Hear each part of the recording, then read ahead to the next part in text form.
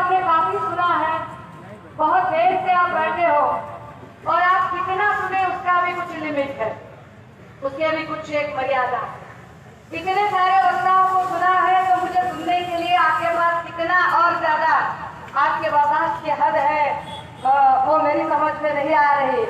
तो जहाँ कहीं भी मुझे ऐसे लगेगा कि आपके माथे पे थोड़ी सी एक सिकुड़न सी है, एक सिलवट सी है, मैं अपना बोलना रोक दूंगी। मैं आज शिवाजी महाराज जी के जयंती के अवसर पर यहाँ पर पधारी हूँ। राजा शिवाजी के बारे में बहुत सारे लोगों ने अपनी बातें रखी। हमारे पहले के वक्ता आदरणीय पुनियानी सर ने अपनी बहुत अच्छी बात रखी।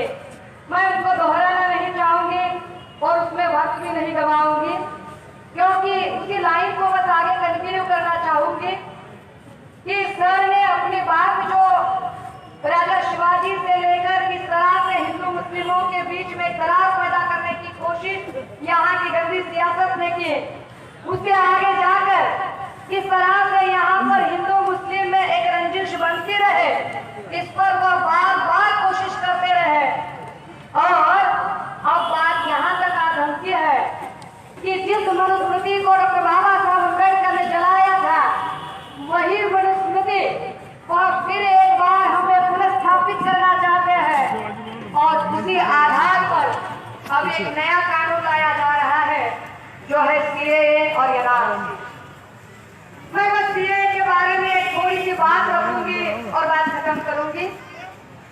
भाइयों और बहनों, दिल्ली के शाहीन बाग में हमारी जो बहनें वहां पर बैठी है, उन बहनों की हौसला अफजाई के लिए आज की तारीख में पूरे भारत के अंदर करीब करीब 200 से भी ज्यादा शाहीन बाग खुले हुए हैं और इन 200 शाहीन बागों से मैं आज जो यहाँ पर बात कर रही हूँ, ये मेरे लिए 54 शाहीन बाग आंदोलन है। मैं यहाँ कर रही हूँ। अब मैं जितनी जगह जा रही हूँ, मैं देख रही हूँ कि मीडिया इस फिराक में है। हालांकि यहाँ कुछ मीडिया मेरे सामने दिख रहा है, आई डोंट नो कि वो किस चैनल से आए हैं, पर फिर भी हम कहना चाहेंगे कि मीडिया इस फिराक में है कि समूचे आंदोलन को वो हिंदू बनाम मुसलमान ऐसा कलर कर सके। वो उसे पेश करने की कोशिश कर रहे हैं कि ये आंदोलन दो मजहबों के बीच का आंदोलन है। मैं सिर्फ यहाँ यह बताने आई हूँ कि ये लड़ाई कोई हिंदू बनाम मुसलमान की लड़ाई नहीं है। अगर ये लड़ाई है तो ये लड़ाई इस देश के 130 करोड़ आबादी, इस देश की 130 करोड़ आबादी बनाम मोदी शाह की लड़ाई है। अगर ये लड़ाई है तो मनुवाद बनाम संविधानवाद की लड़ाई है। अगर ये लड़ाई है तो ब्राह्मणवाद के खिलाफ समूचे भारतीयों की लड़ाई है। अब इस लड़ाई को बार बार लोग कह रहे हैं कि अरे देखो, उन्होंने एक नई वस्त्रोलॉजी लाई है और वस्त्रोलॉजी के आधार पर मिस्टर मोदी और मिस्टर शाह बोल रहे हैं कि इनके कपड़ों से पहचाना जा सकता है कि ये कौन से धर्म के लोग हैं। इनके कपड़ों से पहचाना जा सकता है कि ये कौन से लोग हैं जो सीएए की खिलाफत कर रहे हैं। मियां मोदी जी क्या बात कर रहे हैं? आपकी समझ में कपड़ों से आ रहा है कि हम कौन से कपड़े पहन रहे हैं, इससे आपको मजहब का हुआ आ रही है। अरे पर हम जो कपड़े पहनते हैं वो कपड़े तो कोई भी धर्म का इंसान पहनता है। हमारे जो पहले प्राइम मिनिस्टर थे मिस्टर नेहरू, वो भी ऐसा कुर्ता पायजामा पहना करते थे। पर क्या इसका मतलब ये होता है कि ऐसे कपड़े पहनने वाला पर्टिकुलर मुसलमान होता है? और जो लोग बोल रहे हैं कि मुसलमान धर्म के नाम पर आ रहे हैं या मुसलमान धर्म के मजहब की ढाल बनाकर आ रहे हैं, ऐसे मोदी शाह के जो लावारिस भक्त है ना, ये सारे लावारिस भक्त जो सोशल मीडिया पर बिखरे पड़े हैं, 40 पैसे के हिसाब से मैसेज स्प्रेड करते हैं। औकात जितनी है उतनी अपने औकात के हिसाब से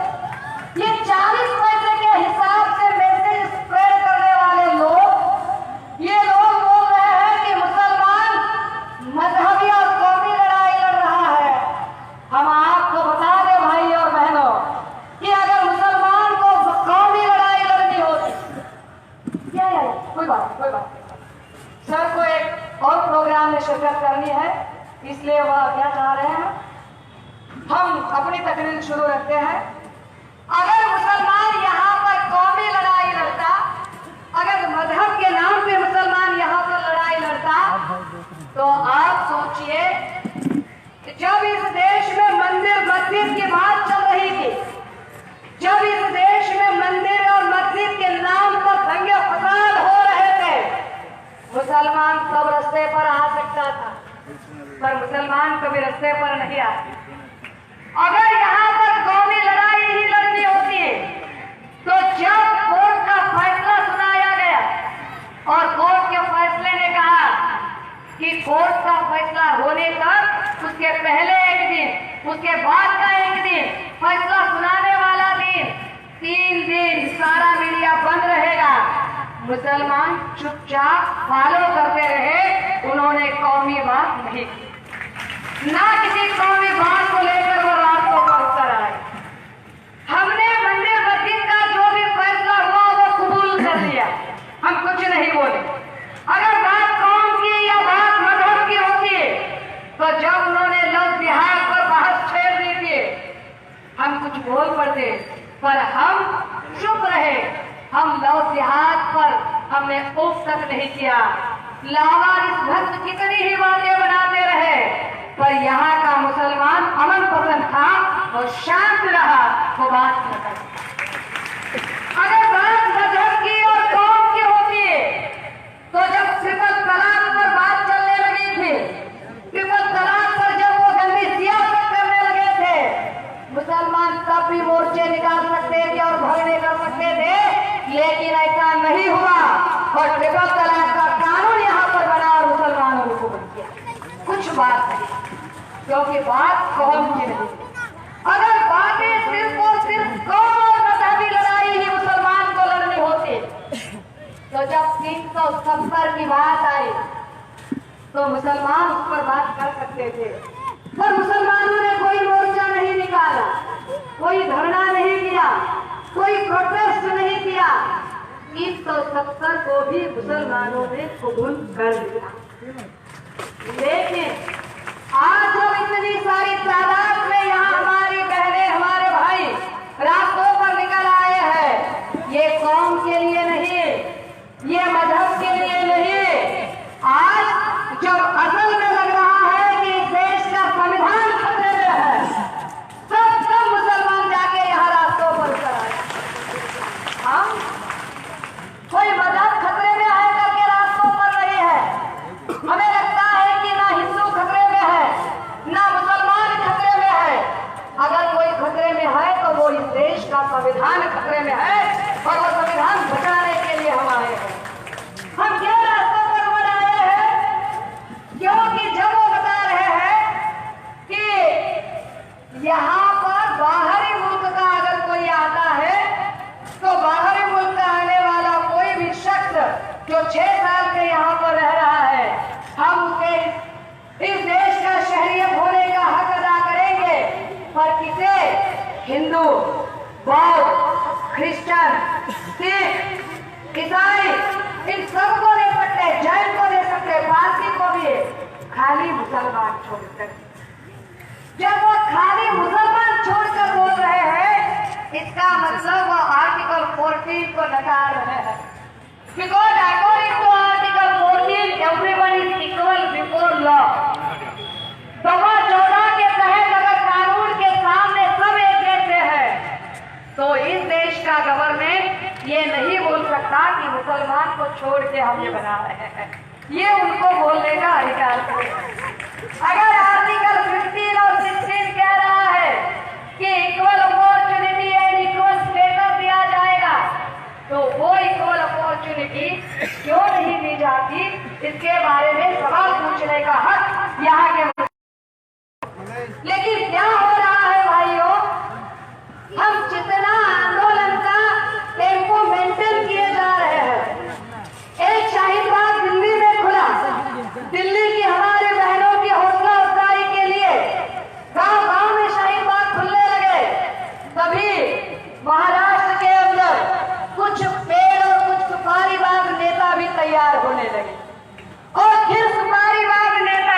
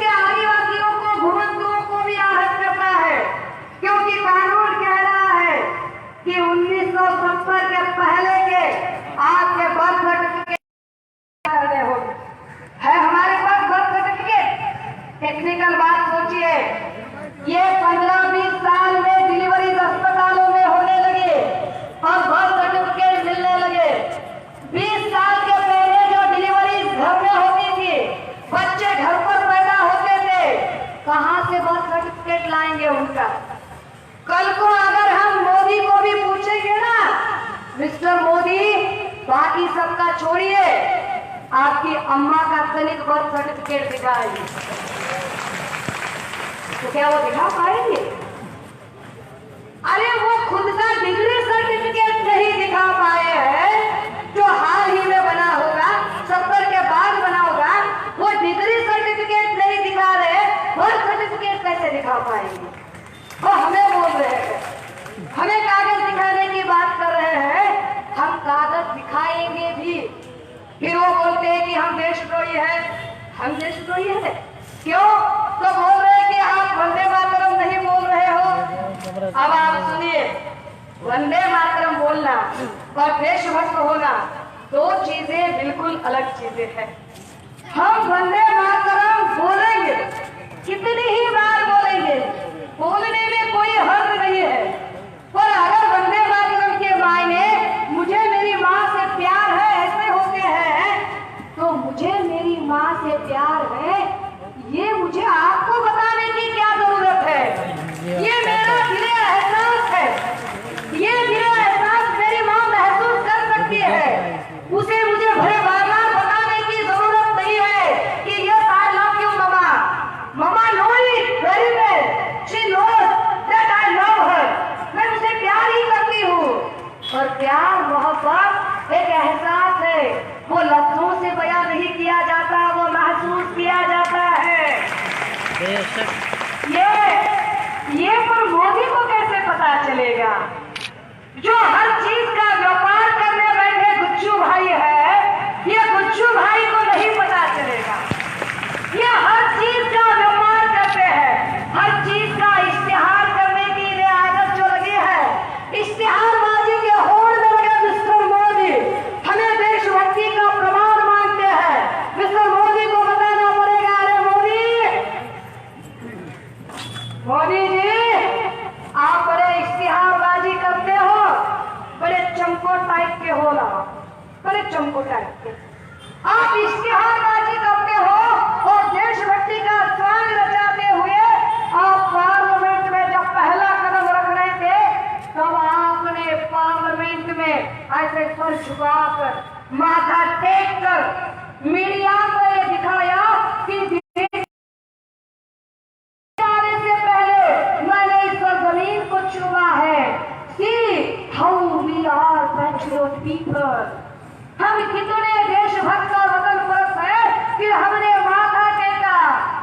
मिस्टर मोदी अगर एक बार माथा टेक कर आप वतन परस्त खुद को साबित करने की फिराक में हो, तो आप जान लीजिए कि इस देश का मुसलमान दिन में 5 बार नमाज क्या बात 5 बार माथा टेकता है। इश्तिहारबाजी किसे बता रहे हो तुम? ये नाटक किसे दिखा रहे हो? मिस्टर मोदी वतन परस्ती का पाठ हमें मत सिखाइए। हम वो है जो अशफाकुल्लाह खान से अपने ताल्लुकात रखते हैं। हम वो है जो हजरत टीपू सुल्तान की तलवार से अपने ताल्लुकात रखते हैं। हम कौन लोग हैं? हमें बता रहे हो वतन परस्ती क्या होती है? कौन बता रहा है वतन परस्ती का पाठ? अरे कोई अच्छा भी बताए तो हम मान लेते हैं, कोई सलीके का कोई पढ़ा लिखा सूझा हुआ भी बताए तो हम मान लेंगे। अरे पर बड़ी बार गुंडे अगर हमें बताने लगे तो हम कैसे मानेंगे? हमें कोई अगर कोई गोदरा हत्याकांड का हत्यारा बताने लगे तो हम कैसे मानेंगे? मिस्टर मोदी हमें तो शक है कि पुलवामा का अटैक हुआ नहीं, करवाया गया। इन सारी बातों को लेकर यहाँ एक सुपारीबाज नेता तैयार हुए हैं। अब उनका नाम इतना याद नहीं है मुझे, कुछ तो है, वो अच्छे मिमिक्री आर्टिस्ट है, ऐसे नाक पहुंचते वगैरह बात करते हैं।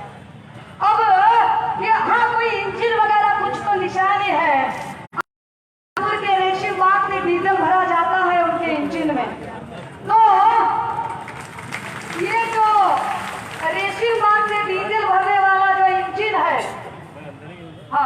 इसका है क्या? नहीं नहीं भैया, अरे जिनकी राजनीति खत्म हुई उनका नाम लेके उनको बड़ा नहीं करते। अब क्या है ना कि उन्होंने ये कुछ प्रोग्राम किया, वो इंजन वाले मामू और इंजन वाले मामू ने प्रोग्राम लेके बोला 24 मिनट का भाषण करे और 24 मिनट के भाषण में पहले 11 मिनट खाली पाकिस्तान पे खर्च किए। और क्या बोला उन्होंने? उन्होंने कहा कि ये जो सारे आतंकवादी हैं, इन आतंकवादियों को पाकिस्तान आसरा देता है, ये जो सारे दहशतगर्दी हैं इनको पाकिस्तान आसरा देता है, ये जो 92 का जो बम विस्फोट हुए थे, इन बम विस्फोट में जो जिम्मेदार आतंकवादी है उनको पाकिस्तान आसरा देता है, ये जो अमेरिका में जो वर्ल्ड ट्रेड सेंटर और पेंटागन गिरा इनको भी पाकिस्तान ने आसरा दिया, हमें इनको खदेड़ देना चाहिए। चलो मान लिया कि राज भैया मान लिया कि इन सारों को पाकिस्तान ने आसरा दिया। अरे पर तुम भारत में भाषण कर रहे हो तो पाकिस्तान की बात इधर क्यों कर रहे हो? हाँ? अरे तुम पे दम है लिया तो उधर जाओ, वो उधर जाके पाकिस्तान में बात करो। नहीं पाकिस्तान में बात करनी कोई बात नहीं, तुम तुम्हारे 300 एमपी चुन के लाओ, पार्लियामेंट में बैठो, उधर बात करो तो लोग सुनेंगे ना। इधर सुपारी लेके बात करेंगे तो कैसे सुनेंगे? इधर नहीं कोई बात नहीं। क्या बोल रहे थे वो कि पाकिस्तान आसरा देता है, पाकिस्तान आसरा देता है। राज भैया आसरा पाकिस्तान ने दिया, भारत के किसी पॉलिटिकल पार्टी ने नहीं दिया, भारत के नेतागण ने नहीं